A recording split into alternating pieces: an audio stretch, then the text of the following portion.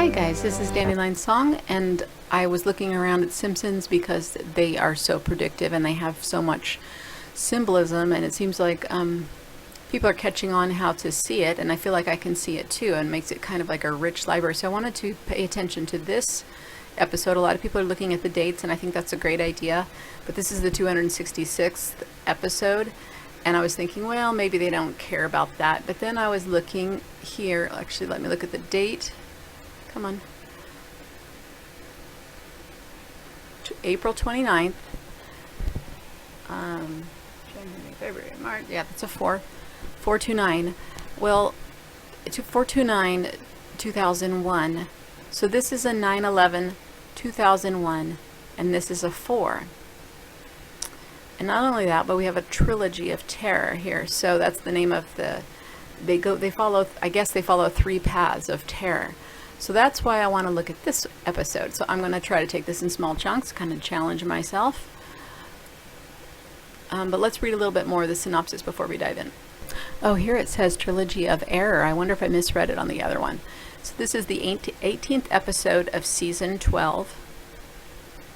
So that makes it a 30. Bible, Eagle, Alice. What was the other one? Hail. So it aired on this day. There's a few words in here like explosion, sacrifice, 3 stories. Is it like 3 towers? I don't know. I'm just kind of throwing that out there. I think I'm trying to find stuff about this coming 266th day, so I'm not sure if I'm looking in the right place.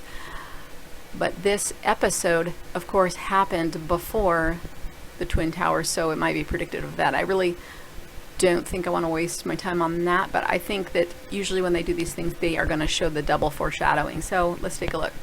Homer's thumb is cut off following breakfast, and the episode follows 3 different paths. Homer's day, trying to get his thumb reattached. Lisa's day, as she misses the bus.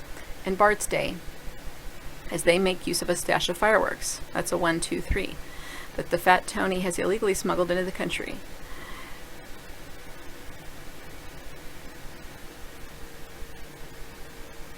So, anyway, I like watching them anyway, and I feel like it really stretches the ability to see the kind of the literary code. So that, for example, when the alien child handed over the blue apple, you might notice when you first see that, your brain doesn't immediately go to, this is code. Your brain falls into the story. It becomes hypnotized by the story. So it feels like this stretches the legs of the brain and tries to keep the brain in an objective stance. So I probably am going to break this into tiny pieces and do a lot of episodes. I'm going to try to keep this short. I just want to show you here the 29th second of the intro of this 266th episode on the day of 4/29, which is a 9/11 2001. There's a, they cut off the word school. Now, whenever you see a partial word, that means you need to look it up. So I put this through the Gematria. This isn't a partial word, but when they show you part of a sign, anything like that. Anyway, school is a really amazing word, and actually I think that the etymology goes back to worm, esquele, skull, grail, way of thinking, all those kind of things. So here are the numbers. I made them probably too small. Let me see if I can zoom in here. 221, 432, and 72. Now, these numbers are, they're heavy hitter numbers. Let me get a nice color here. I think this is kind of blue. Let me pause this while I fix it. Okay, so just to be clear, we have the 9/11 right here. This is the way they like to do this, where it's the 9 and the 11. People might think that's a stretch, but it's not. That really, to them, the more twists and turns and the better it is. And especially when it folds out from within like this does. This is the ham number 22. Ham actually equals 22, and so does car, and this is the Abraham reference. Abraham references the lowest level of the slave, and this is why in the menorah Gematria low is also 22. It's basically a 2-2. And then the 37, this is the full time of this, so the 37 is reflective of the 3773, 1220. This is the 12th prime. This is the 21st prime, so this is a mirror, and I often see this with creation references. So that's what that's about. So this is like creation for the lowest level.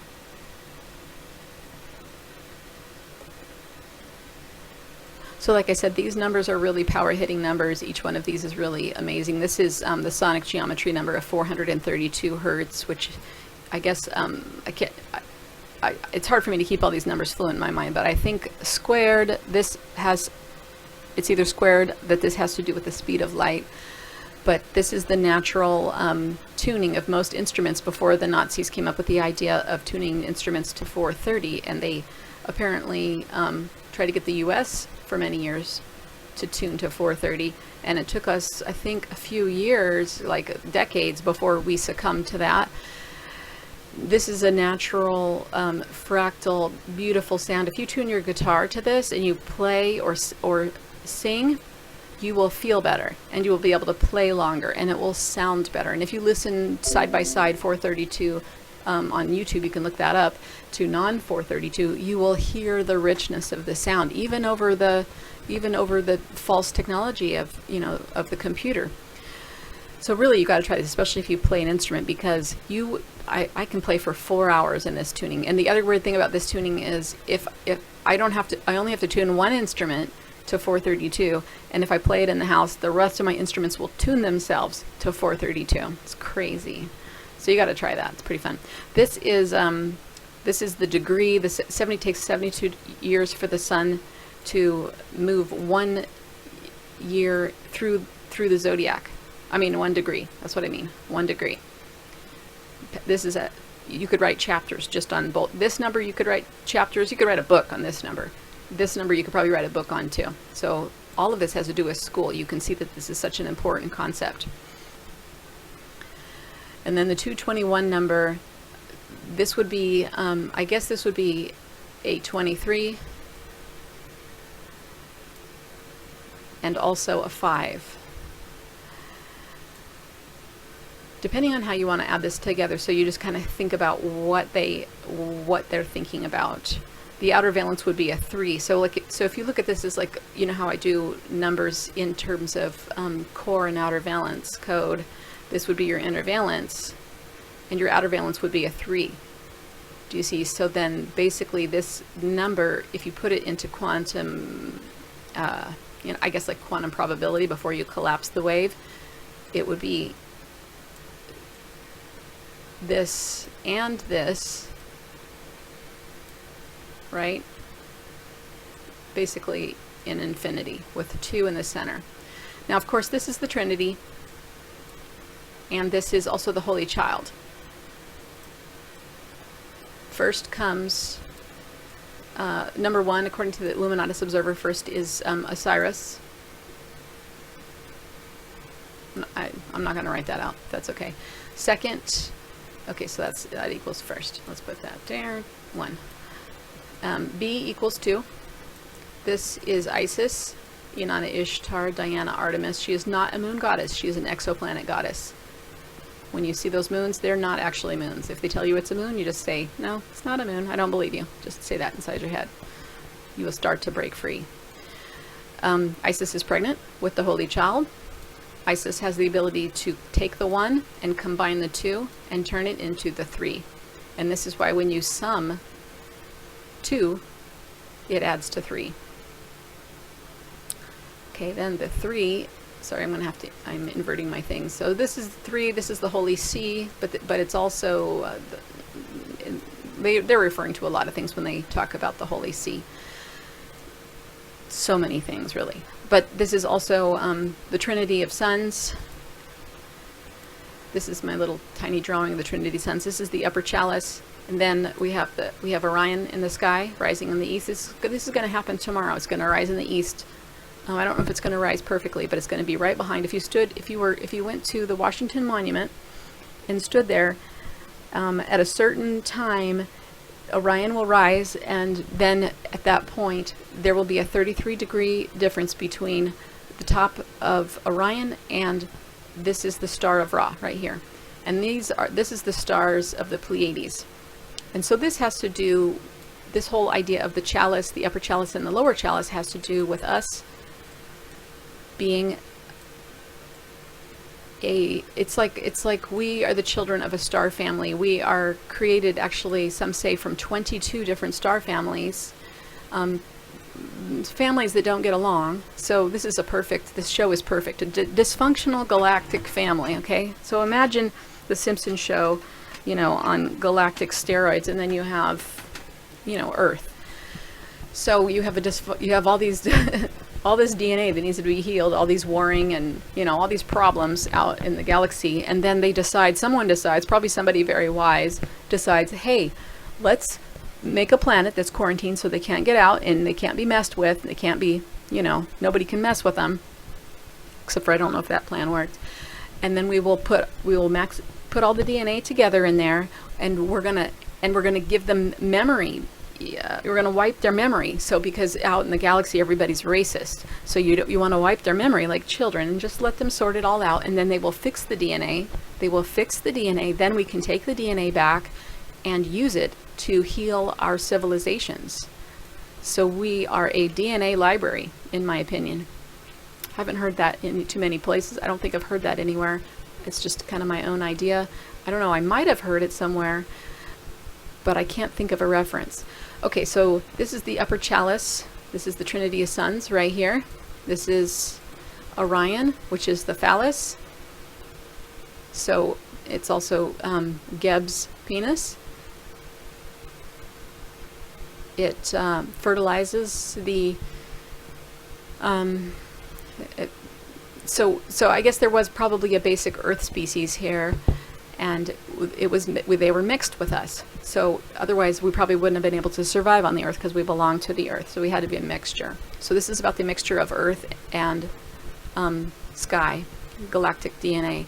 And then this lower chalice, I believe, is the dome. This is where we live. And we see this in Astana, that there is kind of like a magic sword coming down here, and then they have like a map of Atlantis at the bottom. So let's see here, I'm going to pause this. Okay, so I'm just going to flash to my video about the skull, Escale Grail Chalice, Anaconda Giant Snake in Washington, D.C. And this does go to, I think it does go to Astana. So I just wanted to show you that you can reference this video. These are the kind of things they show. Yeah, so I thought I had, there's also a time lapse of this. To show you the skull, now I'm going to show you.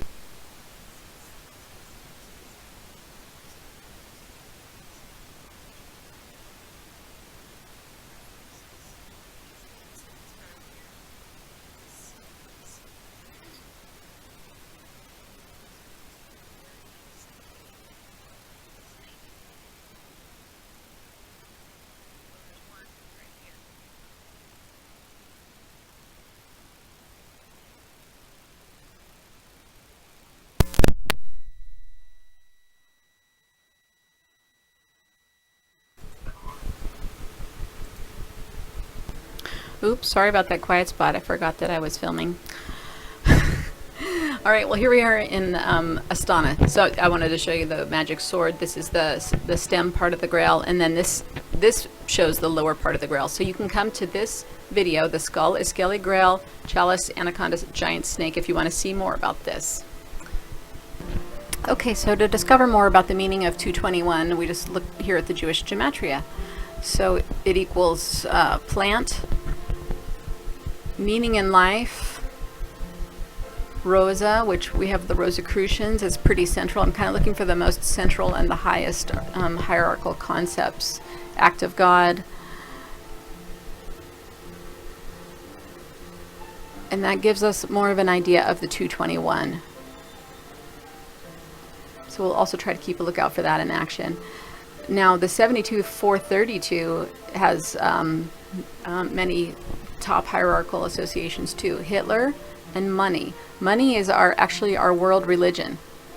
Mohammed, world, marriage, lucky, Edgar Casey, Sophie. So there's a lot of really central concepts there that a lot of people can relate to that are esoterically equivalent with this number, having to do with school. And you could kind of see that most of these concepts are school related or dominant paradigm school related.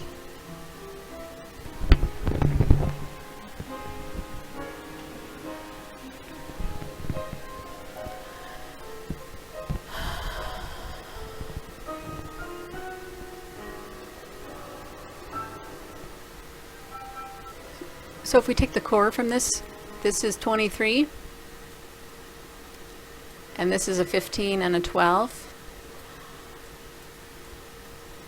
This is in the simple gematria, so this would be a 25. So this together equals pi. So it's equivalent to this.